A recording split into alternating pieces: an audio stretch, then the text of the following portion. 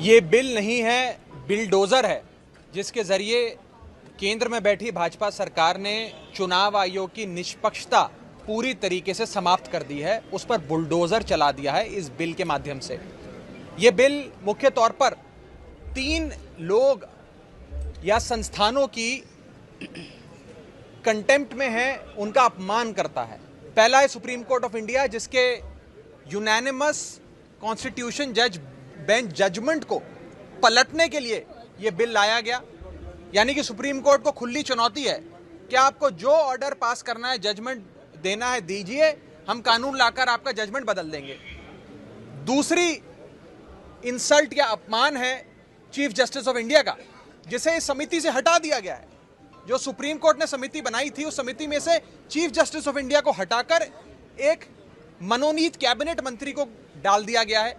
तो ये तौहीन है चीफ जस्टिस ऑफ इंडिया की।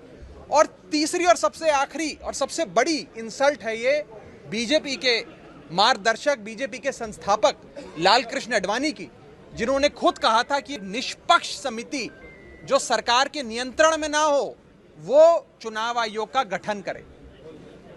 ये समिति जो इस बिल के माध्यम से भाजपा सरकार बनाना चाहती है, ये समिति जिस मर्जी को चाहे चुनाव आयुक्त घोषित कर सकती है। यहां तक कि अपने किसी पार्टी के सदस्य को भी, पार्टी के सिंपथाइजर को भी या पार्टी के यसमैन को भी चुनाव आयुक्त घोषित कर सकती है। खतरनाक कानून है जो पूरी तरीके से यह सुनिश्चित कर देगा कि भारत देश, जिसे मदर ऑफ डेमोक्रेसी के नाम से जाना जाता था, वो आज मॉकरी ऑफ डेमोक्रेसी के नाम से।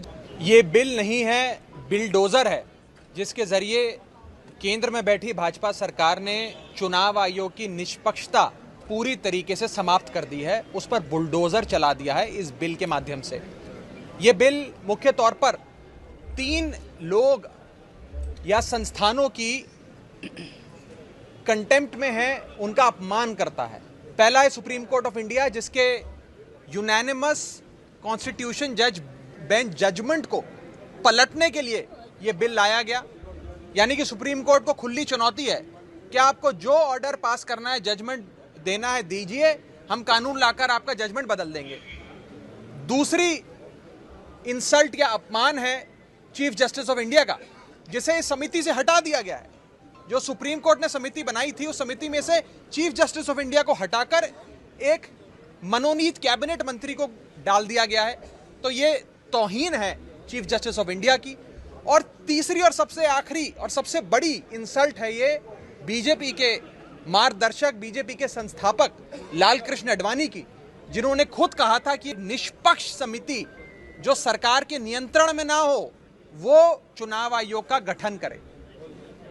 ये समिति जो इस बिल के माध्यम से भाजपा सरकार बनाना चाहती है, ये समिति जिस मर्जी को चाहे चुनाव आयुक्त घोषित कर सकती है। यहां तक कि अपने किसी पार्टी के सदस्य को भी, पार्टी के सिंपथाइजर को भी या पार्टी के यसमैन को भी चुनाव आयुक्त घोषित कर सकती है। खतरनाक कानून है जो पूरी तरीके से यह सुनिश्चित कर देगा कि भारत देश, जिसे मदर ऑफ डेमोक्रेसी के नाम से जाना जाता था, वो आज मॉकरी ऑफ डेमोक्रेसी के नाम से जाना जाएगा।